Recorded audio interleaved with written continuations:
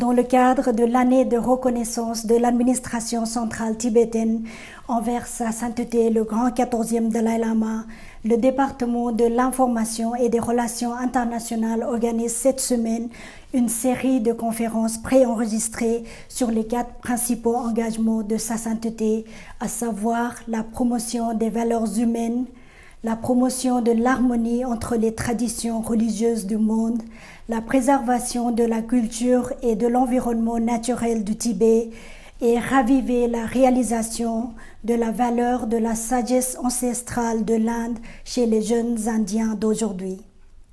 Ces 4 engagements reflètent la conviction de toute une vie de sa sainteté le Dalai Lama et ses efforts pour créer un monde plus pacifique, plus tolérant et plus rationnel en insufflant l'espoir à la jeune génération. C'est un grand honneur pour moi de partager quelques propos avec vous pour célébrer l'attribution du prix Nobel de la paix à sa sainteté le 14e Dalai Lama. Je ne pense pas que je sois la bonne personne pour vous parler de cela, mais les quelques mots que je vous dirai sont comme une offrande de mandala pour la longue vie de sa sainteté et pour ses activités pour les êtres. Donc, parmi les 4 principaux engagements de sa sainteté pour le bien de tous, pour le bien de l'humanité et de la planète, le premier concerne la promotion des valeurs humaines fondamentales. C'est quelque chose qui, bien sûr, nous concerne tous.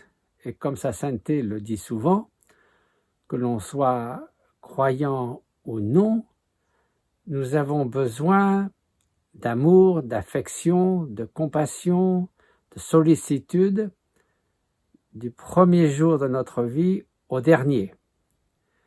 Il rappelle souvent qu'un nouveau-né ne pourrait pas survivre sans l'affection, sans le soin que lui prodigue sa mère, son père, ceux qui l'entourent, et qu'une personne âgée qui ne peut plus s'occuper d'elle-même ne survivrait pas longtemps sans cette aide et cette sollicitude qui vient des autres. Donc, il y a des valeurs qui sont absolument fondamentales et nécessaires à tout être humain. Certes, nous rappelle sa sainteté, les grandes religions du monde, lorsqu'elles sont pratiquées de manière authentique, visent à magnifier plus encore ces valeurs fondamentales comme l'amour altruiste.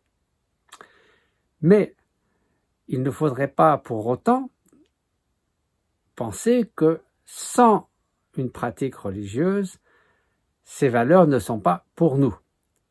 Et comme le rappelle sa sainteté, ça voudrait dire que, par exemple, si on disait la compassion, c'est une affaire de religion, que maintenant la moitié de l'humanité qui ne vit pas au jour le jour en fonction de ses croyances religieuses, et certains qui sont contre la pratique religieuse, qui pensent que la religion est un poison, se diraient, la compassion, ce n'est pas pour moi. Or, la compassion, l'amour altruiste, chaque être humain en a besoin, bien sûr, à tout moment, et le monde a besoin d'une vision plus altruiste. Ceci dit, bien sûr, l'idée de valeurs fondamentales, de valeurs universelles peut me prêter à confusion. J'ai été frappé par une étude qui avait été faite à l'aide de réseaux sociaux, Facebook notamment, interrogeant 10 000 jeunes dans le monde, entre 15 et 25 ans, dans tous les pays du monde. Et on leur demandait, à votre avis, existe-t-il des valeurs universelles? Et j'ai été surpris, je dois dire même quelque peu choqué, de voir que plus de la moitié pensait qu'il n'y avait pas de valeurs universelles. Alors, comment interpréter ce sondage, bien sûr assez grossier malgré tout? J'imagine que si vous demandez à un jeune du Pakistan ou de Chine y a-t-il des valeurs universelles, sachant d'où vient ces sondages d'opinion, ils se disent oui, ça c'est encore les Occidentaux qui veulent nous imposer leurs valeurs occidentales, soit des valeurs athées, soit des valeurs chrétiennes, enfin des valeurs qui ne sont pas les leurs. Et donc, la réponse est non.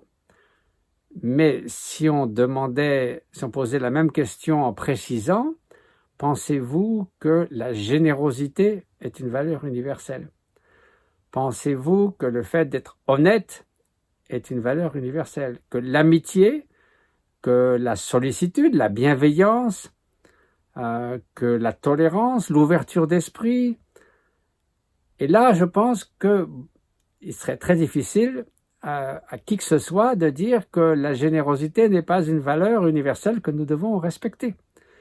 Que la bienveillance, ça s'applique dans certains pays, pas dans d'autres. Et donc, c'est pour ça qu'il est important de réfléchir à quelle est la nature de ces valeurs qui sont ainsi proposées. Également, j'avais vu un certain nombre d'articles publiés aux États-Unis de la part de fondamentalistes chrétiens qui disaient « En dehors de la religion, il est impossible de développer une morale juste ». Et Frans de Waal, qui est un primatologiste très connu, que Sa Sainteté a rencontré au cours de discussions dans le cadre de l'Institut Mind and Life à l'Université d'Atlanta et d'Emory, disait que la morale est en partie acquise, fait partie de l'évolution. On trouve chez les grands singes des réactions qu'on pourrait dire morales, ou le fait que, par exemple, certains grands singes se sentent traités de manière injuste. Pour ça, une expérience assez amusante. Il y a 2 chimpanzés dans 2 cages adjacentes qui se voient les uns les autres. Donc, on leur donne tour à tour à chacun d'abord des concombres. Ils sont très contents, il n'y a aucune protestation, aucune dispute. Et puis, à un moment donné, on donne des fraises à un chimpanzé et des concombres à l'autre. Il voit que le copain a des fraises, qu'il les affectionne particulièrement. Il se dit « moi, je n'ai que des concombres ». Donc, le concombre qui jusqu'alors l'avait tout à fait satisfait, par dépit, il le jette au travers de la cage à la tête de la personne qui fait l'expérience. Donc, il avait le sens d'une injustice, d'être traité injustement, et il préférait ne pas manger le concombre pour manifester ce sens de l'injustice. Donc, il est certain qu'il y a une part biologique de choses qu'on se dit c'est naturellement mauvais de tuer, de voler. Et les enfants ont cette réaction instinctive. Donc, c'est certain qu'il y a des valeurs universelles. Et de ce fait, il est essentiel que l'on puisse les cultiver indépendamment des croyances religieuses. Et d'ailleurs, si l'on songe au socle des croyances religieuses en termes de l'impact qu'elles ont sur notre vie, alors bien sûr, sur le plan métaphysique, sur le plan de la vue, y a-t-il ou non un créateur? Existe-t-il ou non une entité suprême, un Atman?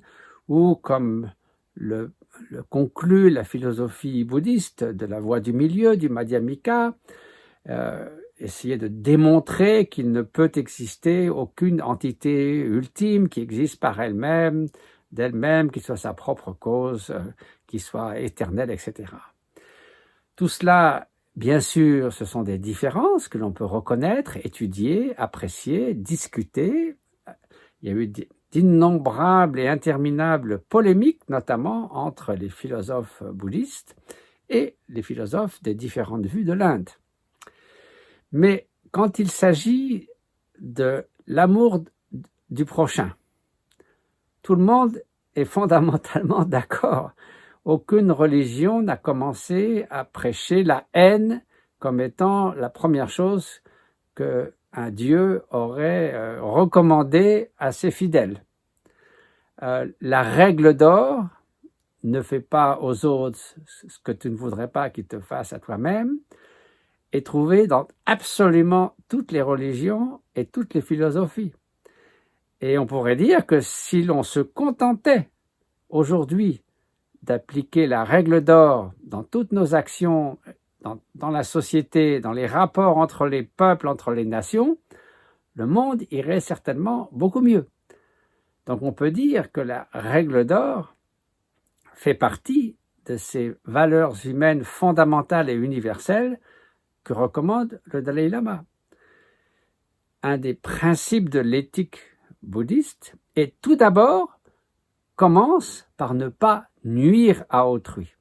Première chose, quoi que tu fasses, au moins ne nuis pas. Ensuite, bien sûr, si c'est possible, essaie de faire le bien à autrui. Et là, faire le bien à autrui, ça peut se faire de diverses façons. En apportant une aide matérielle, en protégeant la vie d'autrui. Ceux qui souffrent, ceux qui sont malades, ceux qui sont en danger, protéger les animaux de l'exploitation excessive, etc. On peut aussi aider autrui, du point de vue du bouddhisme, de la façon suprême, en éclairant l'esprit d'autrui par des enseignements qui le mènent à la libération de la souffrance, parce qu'on s'adresse aux causes les plus profondes de la souffrance.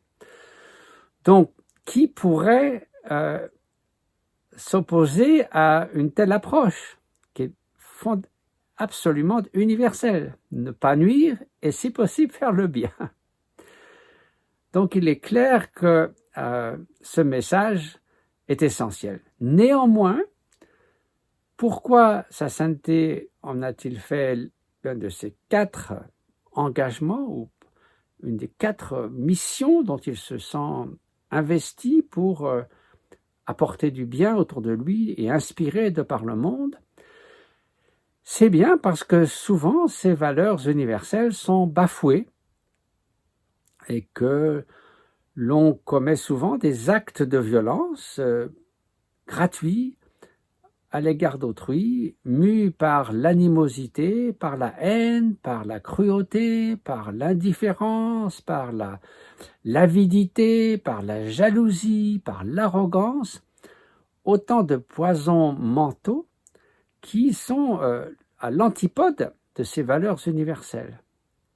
Et donc il est essentiel, si l'on veut aller vers une société plus harmonieuse, plus équilibrée, plus heureuse aussi, d'essayer de peu à peu d'éroder ces poisons mentaux qui nous empoisonnent l'existence et qui nous font penser, parler et agir d'une manière qui empoisonne aussi l'existence de ceux qui nous entourent, et de cultiver, de magnifier les facteurs mentaux qui vont nous permettre de nous épanouir dans l'existence, de devenir de meilleurs êtres humains pour mieux nous mettre au service des autres.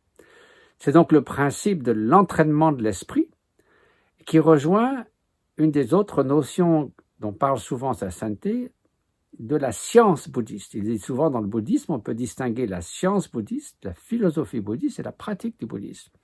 Il dit la philosophie et la pratique du bouddhisme, c'est pas votre affaire, à ceux qui ne s'engagent pas sur le chemin du bouddhisme, mais la science bouddhiste, qui vise à reconnaître les mécanismes du bonheur et de la souffrance, qui vise à comprendre quelles sont précisément les valeurs ou les états d'esprit qui vont conduire à un meilleur être, un plus grand bien-être, ou celles qui au contraire vont engendrer nos souffrances et fait que souvent nous avons une sorte d'addiction aux causes de la souffrance.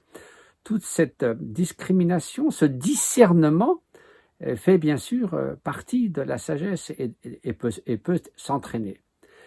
Donc l'entraînement de l'esprit, ça consiste d'abord avec discernement à reconnaître que nous sommes un mélange d'ombre et de lumière, et puis à se dire c'est pas quelque chose qui est acquis, qui est gravé dans la pierre. Il est possible, nous avons le potentiel de changer pour la simple raison que fondamentalement, au plus profond de nous-mêmes, il y a ce que Sa Sainteté appelle souvent la nature lumineuse de l'esprit, qui, elle, est inchangée, qui ne peut pas être altérée, et qui fait donc que l'on peut toujours transformer le contenu de nos pensées qui est dû à toutes sortes de causes, de conditions et de facteurs multiples. Donc, en jouant sur cette interaction de cause à effet et de conditions, il est possible de transformer peu à peu notre esprit, de devenir un meilleur être humain en magnifiant ses valeurs fondamentales. Une question souvent que Sa Sainteté pose et sur laquelle il discute avec les scientifiques, c'est à propos de ce qu'il appelle aussi cette bonté originelle de l'être humain. Alors, ce n'est pas simplement une vision utopique et idéaliste de l'être humain, c'est finalement, parmi les différentes tendances ou prédispositions, sommes-nous naturellement davantage prédisposés à l'affection, à la coopération, à l'amitié, à la bienveillance, ou au contraire, à la haine, la malveillance, la jalousie, à toutes ces toxines mentales qui nous empoisonnent l'existence. Et là, le goût de Sa Sainteté pour la recherche scientifique a trouvé une belle confirmation dans les intuitions, ou disons dans ce que dit le bouddhisme à ce sujet, à savoir que nous avons tous, comme dit Sa Sainteté, il faut mettre la casquette bouddhiste à ce moment-là, nous avons tous cette nature de Bouddha en nous qui est inchangée, qui est comme une pépite d'or, qui peut rester enfouie dans la boue pendant autant d'années que vous le voulez, mais une fois qu'on l'a fait venir à la surface, qu'on la nettoie, qu'on l'a fait briller, on s'aperçoit que l'or n'a jamais été altéré. Il n'est pas détérioré quand il est enfoui dans la boue, il n'est pas amélioré quand je le fais briller de tous ses feux, simplement c'était la nature véritable.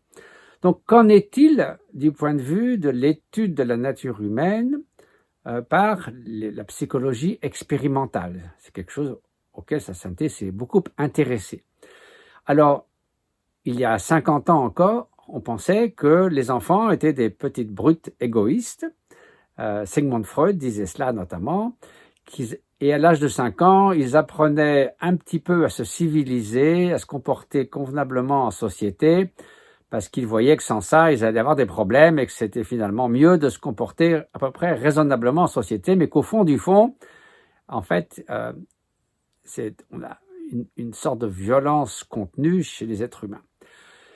Depuis, toutes les expériences faites avec des très jeunes enfants, parfois entre 1 et 4 ans, ont montré exactement le contraire.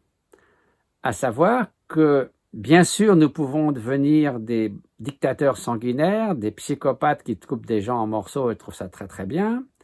Nous pouvons commettre des génocides, mais que nous avons une beaucoup plus forte prédisposition, nous sommes beaucoup plus enclins d'une part à la coopération, d'autre part à nous-mêmes nous comporter de manière altruiste et d'apprécier le fait que 2 autres personnes se comportent de manière altruiste. Donc, quelles sont ces expériences qui ont été rapportées à Sa Sainteté et qui ont beaucoup attiré son attention? Alors, il y a un certain nombre de ces expériences. Une série d'expériences a été réalisée par 2 chercheurs allemands, Michael Tomasello et Felix Warneken, à l'Institut Max Planck de Leipzig. Et ils ont pris des enfants entre 2 et 4 ans, et il y a un expérimentateur dans une grande pièce avec des jeunes enfants. Et puis, l'expérimentateur, par exemple, est monté sur un tabouret, et puis il accroche des objets, et il laisse tomber quelque chose. L'enfant voit ça, et dans 90% des cas, l'enfant se précipite pour ramasser l'objet et le donner à l'expérimentateur. Même si l'enfant, on leur donne des jouets très intéressants qui sont très pris dans leurs jouets, ils arrêtent de jouer pour aider l'expérimentateur. Même si on place des obstacles qui doivent surmonter des cubes, etc., même des enfants de 2 ans à peine savent-ils marcher, qu'ils vont aider l'expérimentateur. Ils savent très bien que c'est parce qu'il a besoin d'aide. Ils font la différence si, par exemple, l'expérimentateur jette quelque chose par terre, il voit que c'est un acte volontaire, qu'il n'a pas laissé tomber par mégarde, qu'il n'a pas besoin d'aide et il ne bouge pas. Donc ça, c'est déjà intéressant. Et par ailleurs, ces mêmes chercheurs ont montré qu'on observait des comportements similaires chez les chimpanzés. Ce qui leur a fait dire que cette tendance à coopérer qui est très forte chez les jeunes enfants remonte à du point de vue de l'évolution, à quelques 5-6 millions d'années au moment de notre ancêtre commun avec les grands singes et les êtres humains. Comme vous le savez, nous ne descendons pas du singe, nous avons un ancêtre commun dont pour l'instant on ne sait pas grand-chose. Autre expérience très intéressante qui fut réalisée par Paul Bloom et son équipe à l'université de Yale. Vous avez un très jeune enfant, vraiment jeune, tout petit, je crois que c'est 1 an, et puis on montre à cet enfant une petite scène avec des marionnettes. Il y a une marionnette jaune qui arrive sur la scène, qui essaie d'ouvrir une boîte. Donc elle essaie d'ouvrir la boîte et elle n'y arrive pas. Vient une deuxième marionnette bleue qui aide la première à ouvrir la boîte et donc tout se passe bien. Ensuite, deuxième scène, la même marionnette jaune essaie d'ouvrir la boîte, elle commence à l'ouvrir, vient une marionnette rouge qui donne un grand coup sur le couvercle de la boîte, la referme et empêche donc la marionnette jaune de prendre ce qui est dans la boîte. Ensuite, un autre expérimentateur qui ne sait pas qui est la marionnette sympa et la marionnette un peu méchante, présente ces 2 marionnettes à l'enfant en lui faisant signe « laquelle veux-tu » L'enfant regarde, hésite et 95% des enfants prennent la marionnette bleue, celle qui s'est comportée de manière aidante, qui a coopéré, qui a aidé, qui a fait de manière bienveillante. Donc il y a une préférence pour les caractères bienveillants. Imaginez qu'on a pu faire ça avec des bébés, des nourrissons de 3 mois. Alors les nourrissons de 3 mois n'attrapent pas des marionnettes, mais on leur a présenté le même jeu, et ensuite, quand on a montré les 2 figurines, la bleue et la rouge, on a regardé vers où se dirigeait le regard de l'enfant de 3 mois. 90% des nourrissons de 3 mois fixent leur regard sur la marionnette sympathique. Vous voyez, c'est quelque chose qui est vraiment très inné chez l'être humain. Une autre expérience, enfin, réalisée aussi par Elizabeth Atkin, qui était aussi une chercheuse liée au laboratoire de Paul Bloom, qui a mis 2 enfants en présence, et puis on leur donne à chacun un bonbon, et puis à chacun un biscuit. Puis à un moment donné, on donne plusieurs fois de suite un bonbon à seulement un des 2 enfants. Ils sont tout jeunes, 2 ans. Et puis à un moment donné, l'expérimentateur vient avec un bonbon, et puis fait une sorte de signe. Est-ce que je te le donne à toi ou est-ce que je le donne à l'autre? Donc l'enfant comprend bien. Et dans 70% des cas, il indique de donner à l'autre enfant. Et lorsqu'il le fait, on filme les enfants à ce moment-là, un grand sourire naît sur son esprit.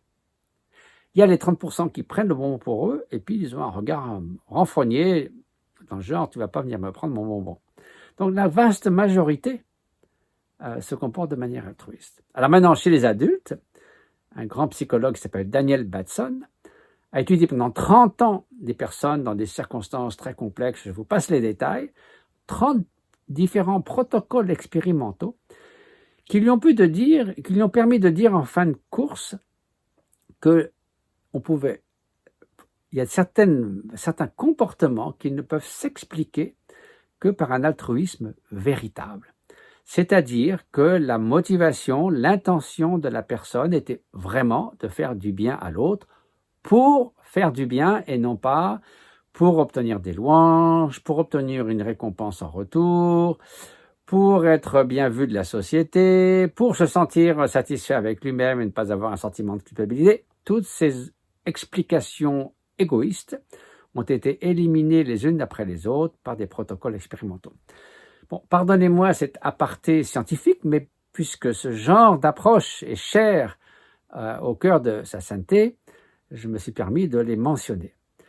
Tout cela pour dire que bien souvent, et encore, le Dalai Lama insiste sur la nécessité d'aller vers une société qui est motivée davantage par la compassion. Si je peux me permettre un souvenir personnel, en 2006, j'ai eu l'occasion de faire presque une année de retraite contemplative dans mon ermitage au Népal, face à l'Himalaya. Et j'ai juste interrompu pendant 2 semaines pour servir d'interprète à Sa Sainteté en Belgique. Et donc à la fin de ces quelques jours, je mentionnais à Sa Sainteté que je repartais en retraite et je demandais un conseil sur ma pratique. Et c'est là qu'il m'a dit, au début, pratique sur la compassion, au milieu, pratique sur la compassion, à la fin, pratique sur la compassion. Ça ne pouvait guère être plus clair. Et en tant qu'interprète de Sa Sainteté depuis 1989, j'ai observé que, bien sûr, dans ses conférences publiques, dans ses enseignements, il a toujours abordé des sujets divers, mais au fil du temps, son message était de plus en plus clair, de plus en plus, focalisé sur la nécessité de cultiver l'amour altruiste et la compassion. Parmi toutes ces valeurs humaines, c'est à ses yeux celle-là qui est la plus importante, qui devrait être introduite dans le monde de l'éducation, qui devrait être introduite dans toutes les façons de se relier aux autres, dans toutes nos activités, nos paroles de la vie quotidienne et dans notre pratique spirituelle. Bien souvent, à la fin d'une conférence publique, combien de fois l'ai-je entendu dire « Voilà, je vais partager quelques idées avec vous. Si vous pensez qu'elles sont utiles, pratiquez-les. Sinon, laissez tomber.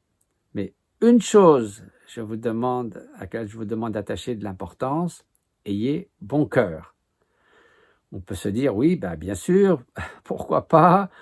Dans la bouche de quelqu'un d'autre, ça pourrait sonner comme une banalité, mais quand la personne qui énonce cela est un cœur immense, à ce moment-là, ça prend une toute autre résonance et on ne peut pas ne pas se dire, mais bien sûr, qu'y a-t-il de plus important dans la vie que d'avoir bon cœur? Et ce cœur immense, combien de fois ceux qui ont eu la grande fortune d'accompagner Sa Sainteté dans diverses occasions, on peut voir à quel point ça change tous les rapports aux autres. Permettez-moi de vous donner quelques exemples. Une fois, Sa Sainteté était en Amérique du Sud, et puis je crois que dans un stade, quelques 20 000 personnes étaient venues l'écouter. Un journaliste, après, lui a demandé « Pourquoi pensez-vous que tant de gens sont à ce point désireux de venir vous voir et vous écouter? Qu'est-ce que vous avez de spécial à leur dire ?» Sa Sainteté, d'abord, a dit « Je ne sais pas », comme il dit parfois. Et puis, en réfléchissant, il a fait une pause, il a dit « Sans doute, est-ce parce que depuis 60 ans, c'était à l'époque, 3 à 4 heures par jour, je médite sur la compassion. » C'était ça, à son avis. Et ça se voit spontanément, la réaction des gens dans des lieux complètement imprévus. Je me souviens personnellement d'une visite de Sa Sainteté à Paris, à l'occasion des commémorations du 50e anniversaire de la Déclaration universelle des droits de l'homme. C'était le grand avocat Robert Badinter, qui avait été en charge de ces commémorations. Il avait invité un certain nombre de prix Nobel de la paix. Et donc, à cette occasion, il y avait notamment à Bercy un concert de rock organisé par Amnesty International. Et ils ont demandé si Sa Sainteté voulait bien faire une apparition surprise dans un concert de rock. C'est pas l'endroit où il va souvent, et moi-même c'était la première fois, je dois vous avouer, en tant qu'interprète. Donc voilà, Sa Sainteté bien sûr a accepté. Et nous voilà partis à Bercy. Nous sommes arrivés bien sûr par l'arrière, nous étions donc dans les coulisses. Sa Sainteté s'est assis quelque temps sur un petit banc. Il avait là un électricien dont il a pris la main pendant 5 minutes, comme il le fait souvent. L'électricien, évidemment, étaient sur un petit nuage. Et puis nous sommes entrés en scène et ils ont annoncé la visite surprise de ce concert, le 14e Dalai Lama du Tibet. Et une ovation absolument incroyable est venue de ces 10 000 personnes qui étaient là pour écouter un concert de rock. Vous savez, ils mesurent ça à l'applaudimètre, donc ça a brisé le record de la soirée. Déjà, mais ce qui était... Et donc il y a eu, Sa Sainteté est arrivé, il a regardé tous ces jeunes, il leur a dit, vous savez, je ne connais rien à tous vos chants, à vos musiques, mais je vois dans vos yeux la jeunesse, la joie de vivre, l'envie d'aller vers un monde meilleur, l'enthousiasme. Et il leur a parlé des valeurs fondamentales, de la liberté, du respect de l'autre, du respect des droits de l'homme. Et à un moment donné, vous savez, dans les concerts de rock, quand on veut manifester son approbation, non seulement on applaudit, mais on siffle, etc. Et il y a eu, à un moment donné, une approbation comme ça. Et, chose, je crois, unique dans un concert de rock, je ne sais pas, encore une fois, je ne suis pas beaucoup allé, l'autre partie de l'assistance a fait « chut ». Je ne crois pas que l'on fasse souvent « chut » dans un concert de rock. Et donc voilà, Sa Sainteté a parlé 5-10 minutes à ces jeunes, et puis il a pris congé, et de nouveau, une ovation incroyable, tout le monde s'est levé, qui a de nouveau brisé l'applaudimètre de la soirée. Et moi j'étais, j'ai pas besoin de traduire beaucoup parce qu'ils comprenaient l'anglais. Quand j'ai commencé à traduire, ils ont fait « ouh, chut, chut ». Et je me suis dit, j'étais donc avec les larmes aux yeux, je me suis dit, aucun entraînement aux relations publiques, à comment se comporter, comment parler, tout ce qui aurait été artificiel aurait été sifflé instantanément. J'ose pas le dire, mais je pense que si un chef d'État ou quelqu'un de ce genre était venu, il se serait passablement fait conspuer, j'imagine. Mais il y avait là quelque chose, ce public instantanément a perçu cette incroyable qualité humaine, cette chaleur humaine, qui fait que quand Sa Sainteté parle des valeurs humaines fondamentales, il exprime ce qu'il est. Il y a une cohérence parfaite entre la personne et ce qu'il enseigne. Et ça, le messager devient le message, c'est absolument essentiel. Parce que faites ce que je dis, mais faites pas ce que je fais, ça ne marche pas. Il y a quelque chose qui sonne toujours faux, et avec Sa Sainteté, ça sonne toujours vrai. C'est pour ça que ces notions et l'éthique séculière et tout ce qu'il prône sur l'importance de ces valeurs fondamentales, c'est des choses très simples finalement. Mais c'est vraiment le cœur de ce dont nous avons besoin pour mener une bonne existence. L'altruisme est la seule réponse pragmatique aux grands défis de notre époque. Si je peux me permettre cet aparté, ce défi aussi, c'est de pouvoir réconcilier les exigences du court terme, à savoir une mère en Afrique qui doit nourrir ses enfants à tout prix le lendemain, ou les rapidités des cours de la bourse qui montent et qui descendent sans qu'on sache trop pourquoi. Donc c'est le court terme, le bilan du fin de mois. Et puis il y a le moyen terme, la qualité de vie. Si une nation est la plus riche et la plus puissante et tout le monde est malheureux, à quoi bon? Comment s'épanouir dans l'existence au fil d'une carrière, d'une famille, d'une génération, d'une vie entière? Et puis il y a le long terme, qui est un facteur nouveau, parce que il y a 10 000 ans, nous étions 5 millions d'êtres humains sur Terre, aujourd'hui 7 milliards, et nous sommes devenus les principaux acteurs qui déterminent la qualité de vie des générations à venir, des 8 millions d'espèces qui sont nos concitoyens en ce monde. Donc c'est sûr qu'aujourd'hui, c'est des scientifiques de l'environnement, des hommes d'État, des décideurs, des travailleurs sociaux, des investisseurs, ceux qui s'occupent de vivre au jour le jour, essaient de se retrouver autour d'une même table pour construire un monde meilleur. Souvent, c'est un dialogue de sourds. Et c'est certainement pas l'égoïsme, l'indifférence à autrui qui va permettre de résoudre ces problèmes. Sinon, on a une société au service de l'économie et non pas l'économie au service de la société. Donc il faut aller vers une économie solidaire, davantage de considération d'autrui. Il faut davantage de justice sociale.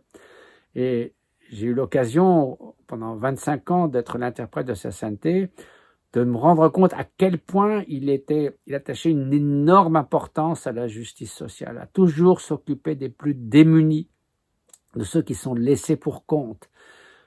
J'ai entendu une fois son interprète principal, Thubten Jinpa, dire qu'il n'avait jamais rencontré dans le monde quelqu'un qui soit à ce point concerné tout le temps par le sort de l'humanité.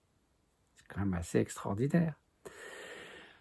Donc, d'avoir davantage de considération d'autrui, c'est remédier à l'injustice sociale, aux inégalités dans le court terme. Et d'avoir davantage de considération d'autrui, donc toujours l'altruisme, la compassion, c'est la seule façon de se préoccuper véritablement des générations à venir, c'est-à-dire de modifier nos comportements aujourd'hui pour le bien-être de personnes que nous ne verrons peut-être pas. Et comme quand Greta Thunberg dit aux Nations Unies « Vous avez trahi les générations à venir », ils diront « Vous saviez, vous n'avez rien fait ». Donc il est clair que d'avoir davantage de considération d'autrui, l'altruisme, la compassion, qui est vraiment au cœur de ces valeurs fondamentales que prône Sa Sainteté, ce n'est pas seulement une noble utopie, ce n'est pas un luxe, c'est une nécessité, et c'est la seule façon pour nous de pouvoir relever les défis du XXIe siècle, et c'est là ce que nous pouvons cultiver sur le plan personnel, par l'entraînement de l'esprit. Et puis, si le nombre de personnes qui mettent l'altruisme comme une priorité atteignent une masse critique, on peut alors faire basculer la culture, et une nouvelle culture plus coopérante et plus altruiste peut changer nos institutions. Et là, nous pouvons effectivement arriver à ce que Sa Sainteté appelle le siècle du dialogue, c'est-à-dire un siècle de la responsabilité universelle, un engagement personnel, un engagement local et un sentiment de responsabilité universelle. Voilà quelques propos, très humblement, essayez de vous relater ce que j'ai entendu dire par Sa Sainteté au fil de 25-30 ans d'être son interprète, de ses relations avec les scientifiques, de la façon dont il se relie aux personnes qu'il rencontre, aussi bien les personnes humbles qu'il rencontre, qui travaillent dans son hôtel, comme un chef d'État, il est toujours la même personne devant chacun, un être humain qui rencontre un être humain. J'ai entendu dire une fois à Bruxelles, si je m'adresse à vous d'être humain à être humain, si vous me considérez déjà comme un Tibétain, ça fait 1 degré de séparation. Comme un moine bouddhiste, ça fait 2 degrés de séparation. Comme le Dalai Lama, ça fait 3 degrés de séparation. Je m'adresse à vous comme un être humain, d'être humain à être humain. Et c'est comme ça que nous devons être. C'est l'un des messages fondamentaux de Sa Sainteté. Et je suis très heureux d'avoir pu vous offrir un témoignage de ce que j'ai eu la grande chance de vivre auprès de lui et de rendre hommage ainsi à l'anniversaire de l'attribution du prix Nobel de la paix. Et je dédie ces modestes propos en demandant pardon pour toutes mes imperfections et mes erreurs. Je les dédie à la longue vie de Sa Sainteté et à la prospérité de sa pensée et de ses engagements pour le bien de tous. Merci à vous. Bonjour à toutes et à tous. Je suis Claire Charpentier et je fais partie de la congrégation bouddhiste Institut Gandenling, fondée par le vénérable Dakpo Rinpoché en France. Dans le cadre d'un hommage rendu à Sa Sainteté le 14e Dalai Lama, j'ai été chargée de vous présenter en langue française l'un de ses engagements pour promouvoir la paix dans le monde, le deuxième de ses engagements en l'occurrence. Pour celui-ci, Sa Sainteté se situe sur le plan du pratiquant et du chef religieux ou spirituel. il pense qu'il est de sa responsabilité, comme de tout autre pratiquant religieux, de promouvoir l'harmonie religieuse et la compréhension mutuelle entre les principales religions du monde. Au-delà des différences philosophiques, les principales religions du monde offrent toutes des méthodes pour rendre meilleurs les êtres humains. C'est pourquoi il est crucial que les grandes religions du monde se respectent mutuellement et qu'elles reconnaissent le mérite et la nécessité des autres traditions spirituelles. Quelles en sont les raisons ? La première, c'est tout simplement que le but commun à tous les êtres, et but parfaitement légitime, est d'obtenir le bonheur et d'éliminer la souffrance sous toutes ses formes. Ceci est vrai d'ailleurs pour les êtres humains, mais aussi pour les animaux. La deuxième, c'est que les tendances et les capacités des êtres sont multiples et variées. Dans ce deuxième engagement, il est question ici de ce qui rassemble les individus qui peuplent notre planète. Sinon, bien évidemment, la notion de bonheur pourrait se comprendre et se définir un peu différemment selon les religions, surtout quand on envisage ce qui est conçu après la mort, comme les réincarnations, le paradis, etc. Mais ce n'est pas du tout l'essentiel de notre propos ici. En favorisant l'harmonie, le respect et l'entente mutuelle, les religions et leurs adeptes mettent en pratique la tolérance, le respect des autres, la compassion, l'amour de l'autre, toutes ces valeurs fondamentales, universelles, essentielles, qui rassemblent les gens et les rendent heureux. De plus, par là même, elle montre l'exemple de la nécessaire mise en relation ou association entre la doctrine, la théorie, et la mise en application, la réalisation, la concrétisation de ces valeurs prônées et enseignées. Quand on dit en français « l'habit ne fait pas le moine », c'est très lourd de sens.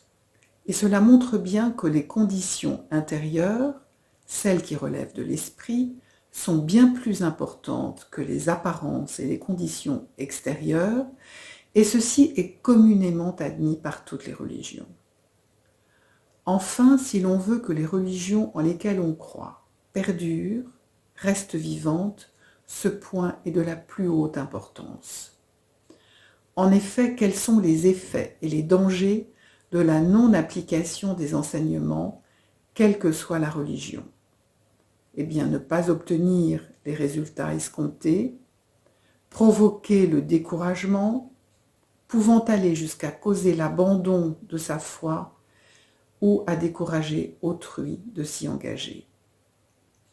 D'autre part, attacher uniquement de l'importance au dogme sur le plan intellectuel, sans humanisme, rigidifie et appauvrit la pensée, a tendance à faire se développer des aspects négatifs de l'esprit comme l'orgueil, l'intolérance et peut même conduire au fanatisme.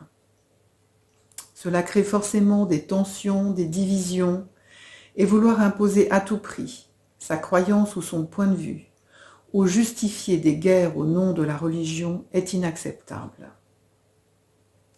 En revanche, la mise en pratique des conduites et des pensées vertueuses, des valeurs fondamentales énumérées à l'instant, dont la compassion, va avoir l'effet inverse. Cela va rendre la personne meilleure, plus aimante, paisible, ouverte et apte au dialogue, plus à même de réfléchir, et va l'amener petit à petit à se renforcer, à maîtriser ses émotions négatives et à développer la non-violence. La non-violence est un état d'esprit découlant de ses qualités. Ce n'est pas une simple absence de violence. Ce n'est pas une forme de passivité, ce n'est pas une faiblesse.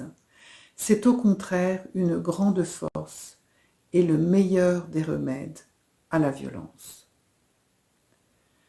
Parler d'une seule vérité, d'une seule religion, peut être pertinent sur le plan individuel, à titre personnel. Pour celui qui a trouvé le chemin qui lui correspond et suit la voie qui lui est adaptée, qui l'aide à progresser, à atteindre le bonheur, cette religion-là en particulier est la meilleure pour lui. Et il n'y a aucun problème, quelle que soit la religion, nous pouvons nous en réjouir, car cet individu va dans le bon sens. Mais pour ce qui est de la communauté humaine dans son ensemble, il nous faut reconnaître qu'il y a plusieurs vérités, plusieurs religions. Cette diversité est une richesse indispensable pour arriver au but que tous les êtres humains partagent, celui d'être heureux. Et cela pas uniquement pour eux-mêmes. Parce qu'il ne faut pas oublier que les hommes, les femmes, les enfants sont des êtres sociables, interdépendants, et qu'ils ont une nature compatissante. Aussi, ils souhaitent la plupart du temps aider les autres, leur venir en aide, leur rendre service, et ils aiment faire plaisir à l'autre. Toutes les religions peuvent les aider à réaliser ces deux buts, accomplir le propre bonheur et celui d'autrui. Voilà en quelques mots ce deuxième engagement, celui de promouvoir l'harmonie entre les différentes religions, le respect et la reconnaissance mutuelle de ce que chacune de ces spiritualités peut apporter à l'humanité. Sa sainteté, le Dalai Lama, est un militant fervent et infatigable de la nécessité de la non-violence, de la compassion, du dialogue entre les individus, entre les nations, entre les religions. Qu'on le veuille ou non, nous devons partager notre planète. Nous devons partager l'air que nous respirons, l'eau que nous buvons, nos ressources qui sont nécessaires. Mais ce 21e siècle voit les conflits et les guerres se multiplier, s'aggraver. Depuis 20 ans déjà, plus de 200 millions de personnes ont été victimes directes ou indirectes de ces violences, sans parler des espèces végétales et animales. C'est une question de survie et il y a urgence. Nous devons, à titre de pratiquants religieux, tout faire pour apaiser cette violence qui détruit l'homme et la planète qu'il habite. Nous vous remercions de votre intérêt, de votre attention, et nous espérons que cela contribuera à faire connaître le message de sa sainteté, le Dalai Lama. Prenez soin de vous, prenez soin des autres, et longue vie à sa sainteté. Bonjour tout le monde, je m'appelle Lola, j'espère que vous allez bien et que vous êtes en bonne santé. Aujourd'hui, je vais vous parler du troisième engagement de sa sainteté, le Dalai Lama, dans le contexte de l'organisation de la semaine de remerciements organisée par le gouvernement tibétain en exil de Dharamsala. Au fil de cette semaine, vous allez voir différentes présentations faites par différentes personnes, des connaisseurs, des experts, des érudits qui vont parler des 4 engagements de sa sainteté, le Dalai Lama. Donc je suis loin d'être une experte, je suis loin d'être une érudite, je suis une simple élève. Donc je suis vraiment honorée qu'on m'ait proposé de participer à ce forum, mais voilà, je ne suis pas une experte pour être honnête avec vous. Je suis juste une élève et je vais vous présenter l'engagement et ma compréhension et ce que ça évoque pour moi, cet engagement. Je voudrais remercier tout d'abord sa sainteté le Dalai Lama pour toutes ces activités qui contribuent à la paix et au bien-être général dans ce monde. Je voudrais remercier aussi le gouvernement en exil tibétain qui a organisé cette conférence et aussi tous les organisateurs, toutes les personnes qui se trouvent derrière l'organisation de cet événement. Le but de ma présentation, c'est de vous donner une petite idée de qu'est-ce que c'est le troisième engagement de sa sainteté et comment cet engagement est relié à nous. Sa sainteté a une vision très profonde et je n'ai certainement pas tout saisi de son idée, mais je veux vous donner une petite idée de ce qu'est-ce que c'est et qu'est-ce que ça évoque pour moi. Et je vais vous présenter ma compréhension de son engagement et les points essentiels de sa vision, mais qui est incroyablement vaste, donc pour tout saisir, c'est pas facile. Donc tout d'abord, qu'est-ce que c'est ce troisième engagement ? Le premier engagement, donc sa sainteté en tant que Tibétain, a la responsabilité vis-à-vis de sa communauté, c'est-à-dire la communauté des Tibétains. Ils ont beaucoup de respect, ils comptent sur lui et ils ont confiance en sa sainteté, le Dalai Lama. Et donc il est dû à ce lien, lié à ça, sa sainteté est donc engagée dans la préservation de la langue tibétaine, de la culture, de l'héritage philosophique de Nalanda et de la protection de l'environnement. La matérialisation de cet engagement, pour vous donner quelques exemples, pour en citer quelques-uns, le premier donc, serait donc, l'école TCV, qui a été en Inde et développée à la suite de 1959, après que les Tibétains se sont réfugiés en Inde.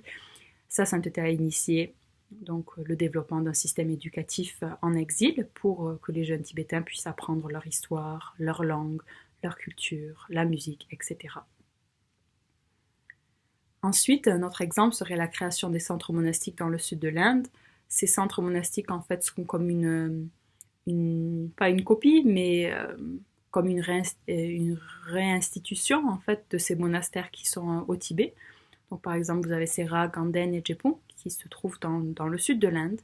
Et ces centres monastiques sont très importants dans la préservation de la philosophie tibétaine et qui est vraiment vivante. Ce n'est pas quelque chose qui est simplement étudié, contemplé, mais vraiment qui est vécu il y a beaucoup de méditants et qui est débattu encore et encore. Donc, ces centres-là ont permis la préservation de cette culture-là. Ensuite, un autre exemple serait le Mensekang, qui sont les cliniques tibétaines. Les cliniques tibétaines est aussi un centre d'apprentissage qui permet la préservation du savoir lié à la maladie et aux soins dans la tradition tibétaine. Ensuite, un autre exemple lié à l'environnement serait donc toute la promotion d'un régime végétarien par sa sainteté, en particulier dans les centres monastiques. Je pense aussi dans les écoles, ils servent des repas végétariens. Donc ceci était sous en fait, les conseils de sa sainteté. Voilà, donc ça c'est une petite idée de l'engagement de sa sainteté et de certains exemples qui illustrent en fait son travail lié à ces engagements-là. La section suivante, j'aimerais parler de notre lien avec cet engagement. Donc premièrement, il me semble important de comprendre le contexte du troisième engagement. Donc c'est bien le troisième engagement, ce n'est pas le premier, ce n'est pas le second, c'est le troisième. Donc le premier est lié à l'humanité et créer une unité et la paix en fait au sein de ces 7,5 milliards d'humains. Deuxième est lié à l'harmonie religieuse. Donc c'est seulement le troisième qui s'adresse à l'héritage culturel tibétain, à la philosophie tibétaine et à l'environnement. Donc ça montre bien que ici cet engagement, le troisième engagement, n'est pas une cause politique. C'est vraiment, sa sainteté met l'accent sur ce que détient et ce que représente la culture tibétaine, liée principalement à la philosophie de Nalanda. Donc ce n'est pas du tout un engagement patriotique ni nationaliste, et c'est aussi le troisième, donc en ordre d'importance, ça montre aussi quelque chose, je pense. L'ancien Premier ministre Samdon Rinpoche nous a expliqué que les Tibétains n'ont pas besoin de pays. Donc ça paraît un peu radical. Si leur culture et leur héritage peut être protégé par d'autres territoires, par d'autres pays, par d'autres individus qui prennent la responsabilité de préserver et de protéger cet héritage culturel tibétain. Samdon Rinpoche dit aussi, alors même si la population tibétaine venait à disparaître, ce ne serait pas si grave si son héritage culturel et philosophique existerait toujours et pourrait perdurer. Parce que l'héritage tibétain, culturel et philosophique est vraiment un artefact pour le monde, un joyau pour le monde entier. Et ça a une grande signification pour nous aujourd'hui. Pas simplement pour la cause tibétaine, mais vraiment pour nous à travers le monde aujourd'hui. Donc, on peut se poser la question, donc pourquoi est-ce que la culture tibétaine est un joyau pour le monde ? Si on réfléchit à la situation actuelle du monde, il y a les phénomènes ou les situations les plus difficiles auxquelles on fait face sont la guerre et le réchauffement climatique. Et la philosophie tibétaine a beaucoup de choses à contribuer dans ces domaines-là. D'où cette idée de joyau, d'où cet aspect précieux en fait de cette culture et de cet héritage culturel. Et le reste de la présentation va s'adresser à ce sujet-là principalement. Donc gardez à l'esprit comment aller vers la paix dans le monde et quelle est la relation avec l'héritage culturel et particulièrement philosophique tibétain dans ce voyage-là. Donc la langue tibétaine est quelque chose qui nous donne accès à une sagesse ancestrale indienne, issue principalement de la lignée de Nalanda, qui nous donne une compréhension claire et concise de la psychologie, du fonctionnement de notre conscience, de ses diverses fonctions et de ses différentes divisions, donc avec une précision absolument incroyable. Aussi, cette sagesse ancestrale tibétaine issue de l'Inde nous donne des outils pour améliorer notre qualité de vie, donc par la pratique, par différents entraînements de l'esprit, transformation de l'esprit, en pratiquant la bienveillance, la pleine conscience qui est sous-tendue par une éthique, et du coup, ça nous permet de faire face à ces problèmes de santé finalement mentale que nous avons actuellement liés par exemple à la dépression, à l'angoisse, au stress et ainsi de suite. Donc tous ces outils qu'offre la culture et l'héritage tibétain vraiment peuvent nous aider à surmonter ces différents problèmes, ces différents mal-être et ces différentes maladies psychologiques qui sont répandues à travers le monde de façon considérable actuellement. L'héritage culturel tibétain peut vraiment nous aider à soigner notre conscience, notre psychologie. Donc c'est pour ça que Sa Sainteté parle beaucoup de l'héritage culturel et philosophique qui est lié très fortement avec la paix dans le monde. Parce que Sa Sainteté nous parle de pouvoir extraire en fait ces outils de transformation de l'esprit, de les extraire du contexte religieux qui est la source et de les rendre accessibles dans un contexte laïque, afin de pouvoir développer les outils nécessaires pour cultiver la paix intérieure. Et c'est seulement avec la paix intérieure que l'on pourra, en fait, avoir cette paix extérieure. Sa Sainteté nous parle souvent de démilitariser l'esprit pour pouvoir démilitariser le monde extérieur. Ces deux choses-là sont incroyablement et fortement liées. Donc les outils de l'entraînement de l'esprit prennent sa source dans le Dharma, dans ces textes religieux bouddhistes, mais ces outils peuvent être utilisés hors de ce contexte-là.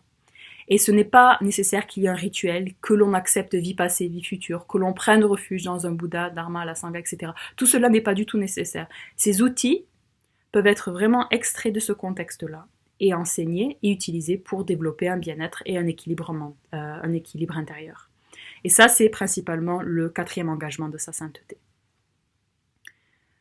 Cette philosophie est basée sur un système de raisonnement logique très très pointu, qui est vraiment une tradition de Nalanda et qui est une tradition vivante dans les centres, dans les institutions monastiques dans le sud de l'Inde.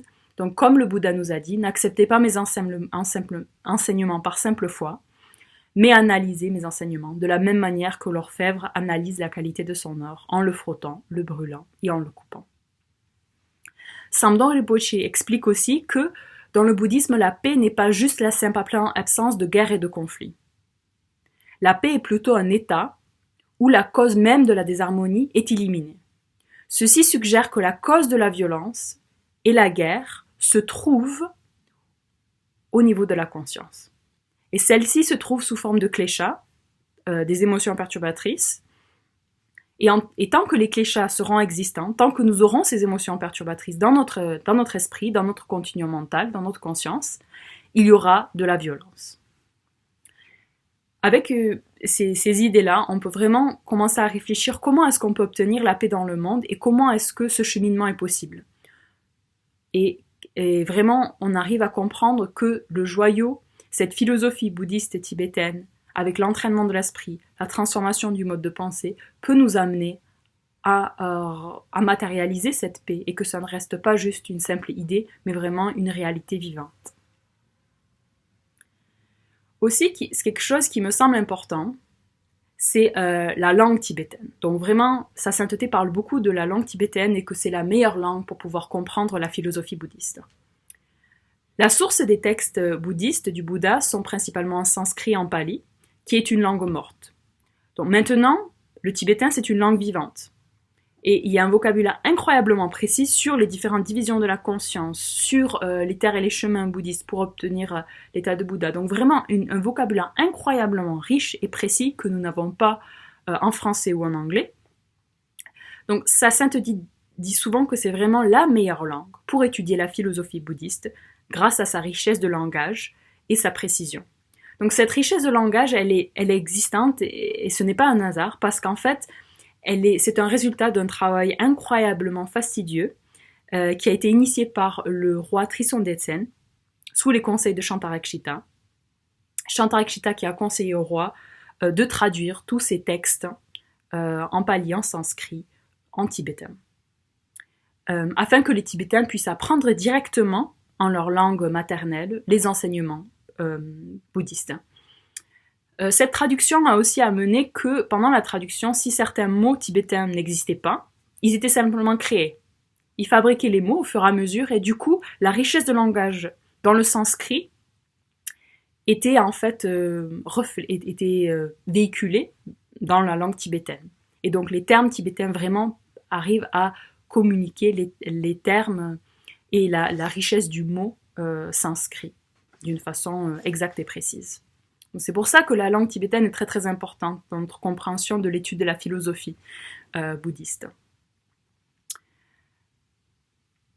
Donc la culture tibétaine, c'est un joyau qui nous permet de se diriger vers la paix dans le monde, et la langue est une clé. Parce que ça nous donne accès à un trésor de philosophie et d'idées qui permet l'ouverture de l'esprit, de notre humanité, mais aussi de pouvoir se diriger vers un monde de paix et d'harmonie. La philosophie bouddhiste met l'accent et ça en remet à un questionnement de soi, de l'individu et de sa responsabilité.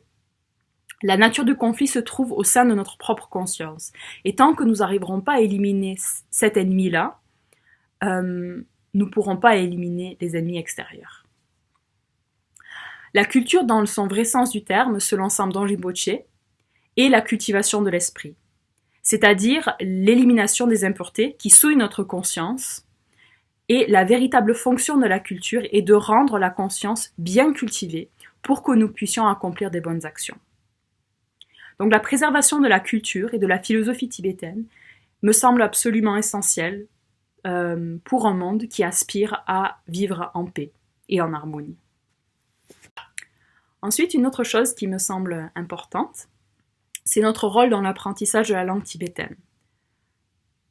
La langue tibétaine, comme vous avez compris, est donc vraiment une porte nous donnant accès à une philosophie profonde, bénéfique pour notre propre bien-être, pour le bien-être de la société en général. Et l'apprentissage de cette langue me semble être comme un symbole d'un soutien de solidarité vis-à-vis des Tibétains, qui est une minorité qui est oppressée, comme de nombreux autres peuples dans le monde qui sont oppressés par différentes forces, par différents pays, par différents dictateurs. Et l'apprentissage de cette langue, de cette minorité-là, me semble vraiment comme étant un symbole de solidarité, un symbole de soutien pour ce peuple-là. J'ai une amie qui a le même âge que moi. Elle est venue du Tibet et quand elle est arrivée au Népal, on lui a demandé d'où elle venait. Et elle a répondu « Je viens de Chine ». Et c'est seulement arrivé au Népal qu'on lui a dit « Non, ma petite, tu ne viens pas de Chine, tu viens du Tibet ». Donc cette petite n'avait vraiment pas conscience qui elle était, d'où elle venait. Juste pour vous montrer l'ampleur du lavage de cerveau qui existe là-bas. Ensuite, un autre exemple, une autre histoire que j'aimerais vous raconter, c'est un guéché qui m'a raconté que la plupart des écoles au Tibet sont chinoises. La langue tibétaine, il est interdit de parler tibétain. Mais il s'avère que dans cette école-là, la langue tibétaine était enseignée. Et la façon dont elle était enseignée est que le professeur de tibétain était incroyablement strict, méchant, dénigrant, vulgaire, horrible. Un professeur horrible, quoi. Et à l'inverse, le professeur de chinois, gentil, doux, aimable, pour vraiment, en fait, créer des associations dans le cerveau des élèves avec le tibétain, négatif, expérience négative, déplaisante, et l'apprentissage de la langue chinoise, positif, agréable, etc. Donc l'apprentissage de la langue tibétaine est quelque chose de très significatif dans notre soutien envers la cause tibétaine, je pense aussi. Et pas plus. En plus de cela, ça nous permet d'avoir accès à ces textes-là, à cette sagesse ancestrale qui est bénéfique pour nous et pour les personnes qui nous entourent. Aussi, le joyau de la culture tibétaine me semble importante dans le sens qu'elle nous permet un questionnement de notre système de développement actuel. Le système capitaliste actuel est dirigé, ou peut-être conduit, dirigé par cette idée, plus j'en ai, plus j'en serai heureux. Donc c'est une forme de développement qui est néolibéraliste, qui est basée sur cette idée d'accumulation de richesses, et l'accumulation de richesses accroît notre statut au sein de notre société. C'est aussi une forme de développement qui accentue l'écart entre les riches et les pauvres. C'est une forme de développement qui a finalement très peu de sens, selon Cornbridge, parce que c'est une forme de développement qui est axée sur qui a peu de sens parce que celle-ci est ancrée dans la liberté de polluer, dans la liberté de torturer les autres et la liberté d'exploiter les enfants avec le travail des enfants. C'est une forme de développement qui est axée sur l'investissement et la privatisation des services. Donc, cette forme de développement que nous pouvons observer dans notre monde actuel, si nous souhaitons la questionner et que nous ne sommes pas spécialement d'accord avec elle, je pense que la philosophie bouddhiste et tibétaine, particulièrement dans ce contexte-là, est importante. Parce que comme la plupart des traditions contemplatives, la philosophie tibétaine nous encourage la philosophie bouddhiste nous encourage à réfléchir sur la réduction de nos désirs et à développer le contentement. Pas seulement pour les autres, mais pour nous et pour notre propre bonheur et pour avoir une meilleure qualité de vie. La culture tibétaine, d'après ce que j'ai observé, est une culture où cette philosophie de moins de désir et de satisfaction est soutenue et reconnue comme étant quelque chose de bénéfique. C'est quelque chose qui est ancré dans les mœurs, et donc la conduite de la non-violence, la générosité, l'éthique et l'entraide sont des choses vraiment très fortes et très ancrées dans leur culture. Et ce sont des actions qui sont reconnues par la société et valorisées. À l'inverse, une société néolibéraliste, capitaliste, attribue de la valeur à la compétition, à l'ambition, à en avoir plus, et écraser les autres pour pouvoir obtenir notre but. Et même si nous accumulons des richesses au détriment de nuire à autrui, c'est pas grave, c'est normal. Donc, si on veut un changement de notre système actuel, il faut qu'il y ait une transformation de nos pensées et de nos valeurs qui sous-tendent notre société, qui sont la fondation de notre société. Et c'est pour ça que les mœurs me semblent importants et les valeurs absolument essentielles. Même si à l'UNDP, ils ont redéfini le terme de développement en 2001, et leur définition est celle-ci, le développement est quelque chose qui crée un environnement où les personnes peuvent développer leur potentiel afin de pouvoir mener des vies productives et créatives en accord avec leurs valeurs et leurs besoins. Cette définition a été créée en 2001, d'accord ? Mais pourquoi est-ce que c'est pas mis en place ? Il y a pas mal d'années qui sont passées. On est toujours axé sur un développement d'en avoir plus et un développement qui dépend de l'exploitation de l'environnement et de la main-d'œuvre et des personnes. Je pense qu'il y a beaucoup de discussions sur qu'est-ce que notre développement et le questionnement du capitalisme, mais vraiment pour pouvoir matérialiser ces idées-là, je pense qu'il y a la barrière principale est notre propre conscience et nos propres idées. Si notre conscience n'a pas été transformée, que nos valeurs à l'intérieur sont toujours l'avarice, la compétition, la jalousie, l'exploitation, si nous avons un manque d'éthique au sein de nous, pourquoi est-ce que notre société serait éthique ? C'est ridicule. Ces deux choses-là sont vraiment essentielles, il me semble, ce lien-là. Il faut que nous ayons ce travail intérieur pour que nous puissions le voir se refléter dans notre travail extérieur. Donc pour la dernière section de cette présentation, je vais vous parler de l'environnement tibétain, qui est un autre aspect du troisième engagement de sa sainteté. Donc pour vous lire une petite citation de Sa Sainteté, il nous dit « Cette planète bleue est notre seule maison, et le Tibet est le toit. Aussi vital que l'Arctique et l'Antarctique, c'est le 3e pôle.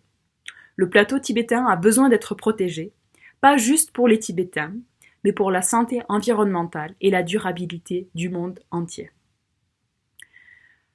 Donc, c'est pas seulement Sa Sainteté le Dalai Lama qui nous parle du Tibet comme étant le 3e pôle. Il y a beaucoup d'universitaires et on peut trouver ça dans de nombreux documents, des journaux scientifiques, académiques, etc. Il parle du 3e pôle. Le Tibet, pour vous donner un peu quelques nombres, a 46 000 glaciers qui recouvrent 105 km² de terre. Il y a 34 lacs dans la région nordique du Tibet, qui est la source de grands fleuves d'Asie tels le Yangtze, la rivière Jaune, le Mekong, le Brahmaputra, Sutlej, l'Indus. 70% de l'eau du Gange vient de ces lacs-là. La rivière du Yangtze, elle approvisionne 40% des ressources d'eau douce pour la Chine. Et c'est-à-dire qui irrigue 70% des productions de riz et 50% des céréales chinoises. Donc l'assèchement de ces rivières-là amènerait des conséquences énormes pour les pays environnants. Pas juste pour le Tibet. Le Tibet deviendrait probablement une forme de désert, selon les écologistes, selon les experts scientifiques, mais ça aurait des répercussions énormes sur la sécurité alimentaire. Donc là, je vous ai cité la Chine, mais c'est aussi vrai pour les autres pays environnants.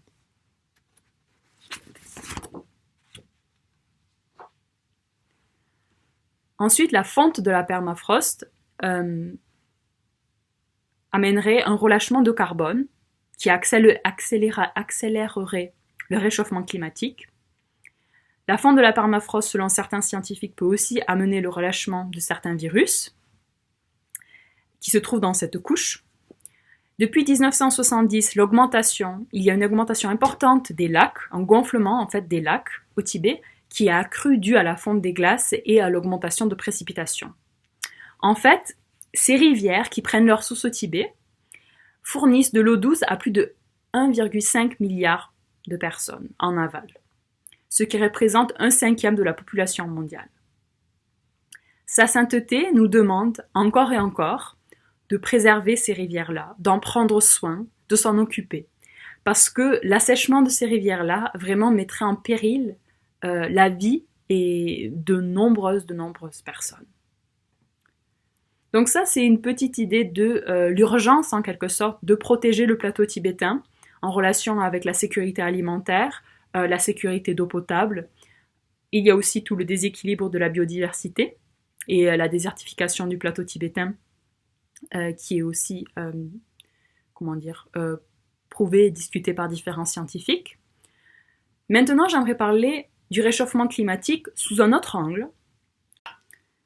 Un angle, en fait, où on réfléchit au réchauffement climatique comme en tant que résultat et cause. D'accord ? Le réchauffement climatique est un résultat d'une certaine série de comportements. Et c'est une cause dans le sens qu'elle nous permet d'initier différents comportements.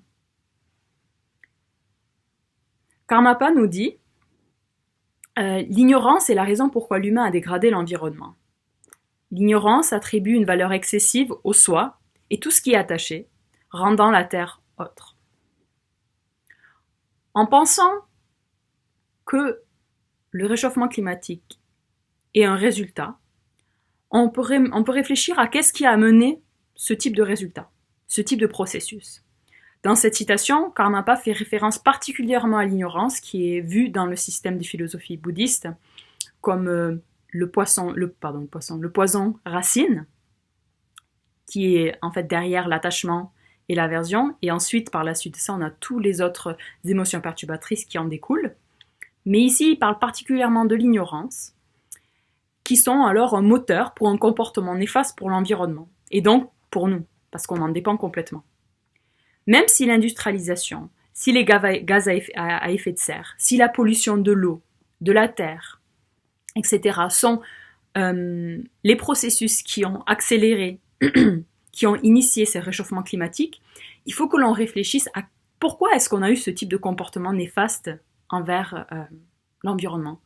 Pourquoi est-ce qu'on a miné la terre? Pourquoi est-ce qu'on a pollué l'eau? Pourquoi est-ce qu'on a fait ça?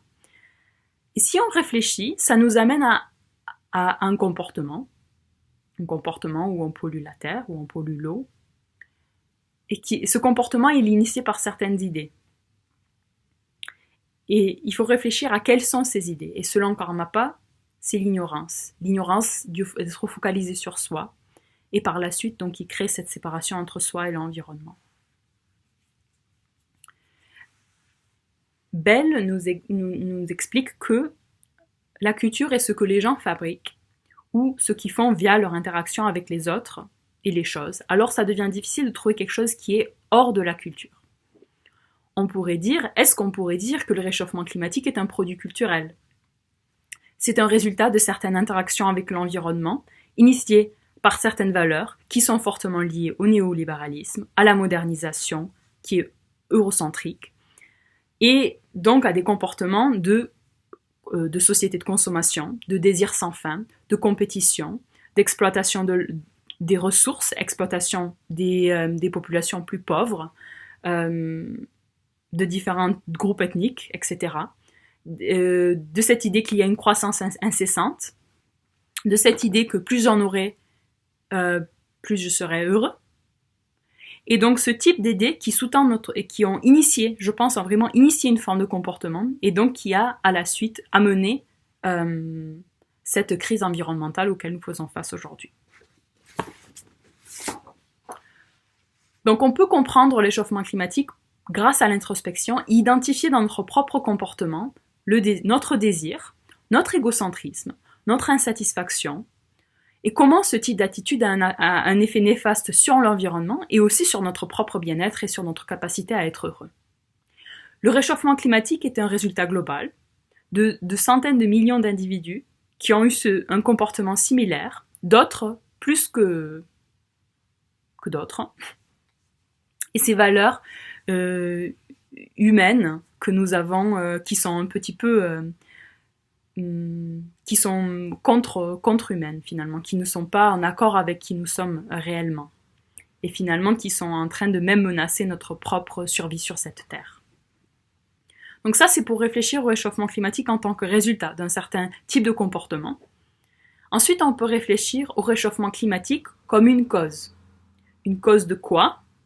Une cause pour transformer ce type de comportement. Donc, je pense que si on arrive à bien à comprendre dans notre comportement les causes, ces comportements types qui ont été la cause et qui ont amené ce réchauffement climatique, on peut aussi réfléchir à quel type de valeurs, quel type d'idées on souhaite cultiver afin de ne pas continuer à nourrir, à perpétuer ce réchauffement climatique, mais plutôt à se réorienter vers un mode de vie qui est beaucoup plus en accord avec nos valeurs, avec ce que nous voulons voir dans le futur et ce que nous voulons vivre dès maintenant.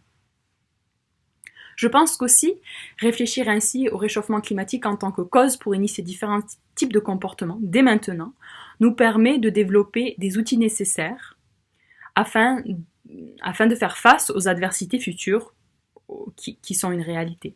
Par exemple, le manque d'eau, par exemple la disparition de certaines plantes, d'une sécurité alimentaire, la disparition des abeilles, par exemple, la pollution de l'air, etc. La liste est longue. Donc si on arrive à réfléchir au réchauffement climatique, à quel type de comportement serait utile pour que nous puissions développer la résilience nécessaire pour la survie future sur cette planète. Si on questionne notre individualisme, qui est quelque chose qui est nourri, qui est soutenu par notre système néolibéral, et que nous allons plutôt vers des systèmes communautaires, où nous avons des réseaux sociaux pour nous aider à vivre ensemble, où il y a une forme de soutien, quand il y aura des manques d'eau, quand il y aura des manques de nourriture, on pourra s'entraider. Si nous restons dans notre bulle individuelle, ça va être difficile, je pense.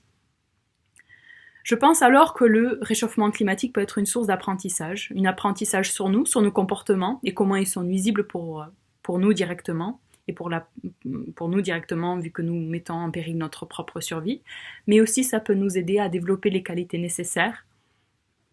Et donc le réchauffement climatique devient une source d'apprentissage. Rien n'est jamais noir ou blanc. Tout comme les pans, ils peuvent extraire d'une plante empoisonnée, d'un poison, ils peuvent l'extraire pour faire un beau plumage. On peut aussi faire ça avec le réchauffement climatique. Sa sainteté nous dit que l'on peut faire ça, on peut faire face à des problèmes. Comment? Avec notre cerveau et aussi avec notre cœur. Parce qu'en fait, avec notre intelligence, mais affiliée à notre cœur et notre compassion, il y a très peu de problèmes que nous ne pouvons pas surmonter. Et si nous ne pouvons pas les surmonter, nous pouvons les réduire énormément. Voilà, donc ça c'était ma présentation sur le troisième engagement de Sa Sainteté le Dalai Lama. Donc tout d'abord, je vous ai donné une petite idée de qu'est-ce que c'est son engagement et en quoi ça consiste, lié principalement avec la protection de l'héritage culturel tibétain, de sa philosophie et de l'environnement. Je vous ai montré quelques exemples de comment est-ce qu'il a mis ça en pratique. Et ensuite, je vous ai parlé de réfléchir, de contempler notre lien avec cet engagement. Donc principalement, comment ça nous donne accès à la sagesse de la transformation de l'esprit et de la conscience de notre mode de pensée qui est nécessaire pour réorienter nos valeurs individualistes basées sur des désirs sans fin et le manque de respect d'autrui et de la nature. Comment la préservation de la langue tibétaine est un symbole de solidarité pour des peuples opprimés. Aussi, je vous ai parlé de comment le système, l'héritage culturel tibétain est un joyau dans le sens qui nous permet de questionner notre système capitaliste actuel. Quel type de développement voulons-nous voir? Et à quel point les valeurs qui sont essentielles dans notre développement et dans notre orientation ou dans notre vue du monde. Et ensuite, je vous ai parlé de la question environnementale avec quelques données, quelques statistiques, quelques nombres, mais aussi en particulier de comment est-ce qu'on pourrait réfléchir au réchauffement climatique en tant que résultat de certains comportements néfastes et comment le réchauffement climatique et par l'introspection, on peut développer différents motifs de comportement pour que nous puissions en fait s'approprier et développer des outils nécessaires pour la résilience, pour faire face à différentes adversités futures. Je vous remercie de m'avoir écouté et je vous souhaite une bonne soirée et j'espère, je souhaite aussi une longue vie à Sa Sainteté le Dalai Lama et puissent toutes ses activités et tous ses souhaits s'exaucer immédiatement. Je remercie à nouveau le gouvernement tibétain en exil pour d'avoir organisé cette conférence, tous les organisateurs et organisatrices et je vous remercie à vous. Et merci beaucoup. Au revoir, à bientôt. Bonjour, Tachidele. Aujourd'hui, ce 10 décembre 2001, c'est la cérémonie de la remise de prix du Nobel de la paix. En 1989, Sa Sainteté le Dalai Lama avait reçu ce prix. Tout au long de l'année, le gouvernement tibétain en exil, en Inde, et ses représentations dans le monde souhaitent rendre hommage au grand marcheur pour la paix qu'est Sa Sainteté le Dalai Lama et rappeler les engagements qu'il avait pris. Parmi ces engagements, Sa Sainteté souhaite promouvoir les anciennes traditions indiennes de philosophie bouddhiste. Sa Sainteté est convaincue que la compréhension de la richesse de la sagesse bouddhiste transmise par l'université de Nalanda est pertinente aujourd'hui. L'Inde, ayant une longue histoire du développement de la logique, du raisonnement et de la méditation, Sa Sainteté travaille à ce que ce savoir ait sa place dans la modernité de l'éducation et dans la vie séculière.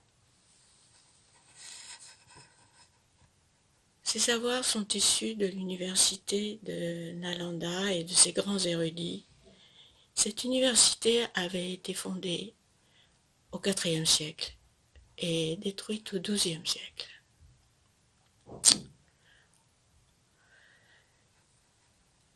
Le grand empereur tibétain, Songtsen Gampo, au 8e siècle, a décidé d'établir un alphabet tibétain sur la base d'une langue indienne, le Devanagari. Il a ensuite invité un grand maître de l'université de Nalanda, Shantarakshita. C'est ainsi que ces deux pays ont tissé des liens entre eux sur la base du savoir et de la connaissance. Sa sainteté aime à dire qu'il est un fils de l'Inde et que l'Inde est sa maison. Il dit aussi qu'il fait partie de 7 milliards d'habitants et que tous nous avons besoin de ces traditions. Il rappelle que le Bouddha lui-même est né sur la terre indienne et que l'approche de ces anciennes traditions se base sur les enseignements du Bouddha et que le Bouddha lui-même avait dit qu'il n'était pas question de se baser sur la foi, mais plutôt sur le raisonnement et sur la logique en examinant sa parole. De même, les grands maîtres érudits indiens de cette université comme Nagarjuna, Chandrakirti, Aryadeva ne disaient jamais « le Bouddha a dit ceci » ou « le Bouddha a dit cela ». Ils examinaient et vérifiaient. C'est en comprenant la vraie nature de la réalité, la logique de nos émotions, que nous aurons le pouvoir d'éliminer la souffrance. Ces grands philosophes nous ont donné des clés et aujourd'hui encore, elles sont criantes de vérité. En combinant les sciences, la philosophie, les valeurs humaines, on aura une meilleure maîtrise des émotions.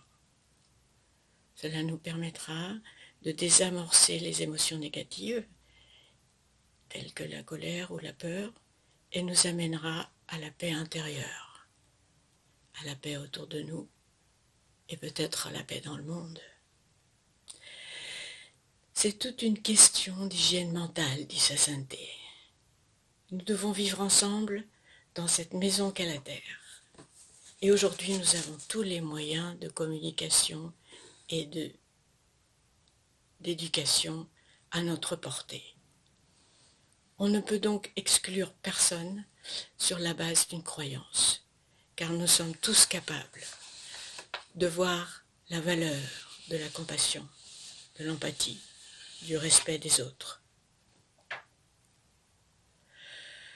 Depuis 40 ans, Sa Sainteté le Dalai Lama a organisé des rencontres avec des chercheurs de tous les horizons. Il est le cofondateur de Mind and Life, une organisation qui a pour but les échanges sur les sciences cognitives. Il dit lui-même qu'il est à moitié moine et à moitié scientifique.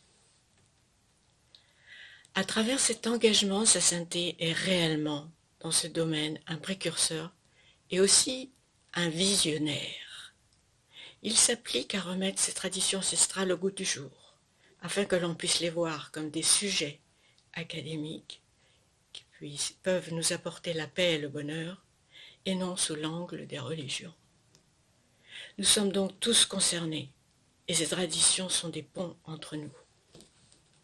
Certains de ces textes ont été récemment travaillés pour être édités en une série de 5 volumes à l'intention de tous et à la demande de Sa Sainteté le Dalai Lama. Faire revivre ces traditions, c'est un cadeau formidable que nous font les grands maîtres du passé à travers l'engagement de Sa Sainteté le Dalai Lama et aussi les Tibétains qui sont passeurs de ce savoir. Depuis une décennie, Sa Sainteté parcourt les universités et les écoles de l'Inde pour rappeler que ces traditions sont des outils pour aujourd'hui et maintenant dans la vie quotidienne. Il rappelle que c'est un héritage extrêmement précieux, qu'il faut absolument le préserver Et son souhait est que cela puisse être bénéfique à tous et à toutes. Je vous remercie pour votre écoute. Je ne suis qu'une poussière dans l'univers et sans expérience, mais c'était un grand honneur de pouvoir rendre hommage à Sa Sainteté le Dalai Lama. Et j'espère de tout mon cœur que tous ces souhaits se réaliseront et que la paix s'établira dans la maison et que Sa Sainteté demeurera dans la maison pour toujours. Merci. Meilleurs vœux.